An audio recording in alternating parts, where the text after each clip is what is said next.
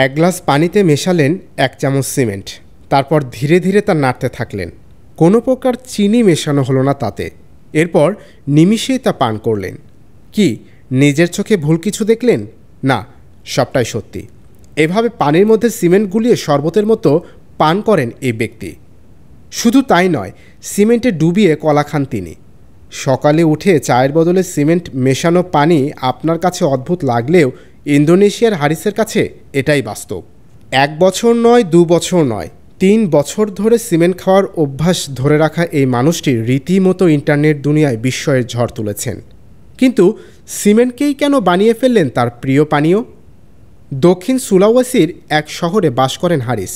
হারিসের মতে 2021 সালে একটি সিমেন্টের গুদামে আটকে পড়েন তিনি। ওই সময় সিমেন্টের ধুলো শ্বাসের সাথে মিলিয়ে যাওয়ার পর প্রার্থনা করতে থাকেন যেন সিমেন্টের সাথে তিনি নিজেকে মানিয়ে নিতে পারেন।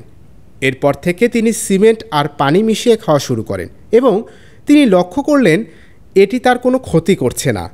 সিমেন্টের পানীয়কে তিনি সাধারণ খাবার বলেই মনে করেন, তাই পানিতে সিমেন্ট মিশিয়ে ঠিক যেন কফির মতো খেয়ে ফেলেন তিনি।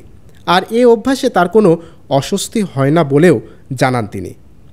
তবে সোশ্যাল মিডিয়ায় হারিসের এই অদ্ভুত অভ্যাসটি নিয়ে কৌতূহল আর বিস্ময় জাগিয়ে তুলেছে অনেকের মনে। হারিসের দাবি এটা তার নিজস্ব পদ্ধতি। তবে বিশেষজ্ঞরা বলছেন হারিসের এই অভ্যাস দেখে অন্যরা যেন অনুপ্রাণিত না হন। ইন্টারন্যাশনাল ডেস্ক, দৈনিক করতোয়া।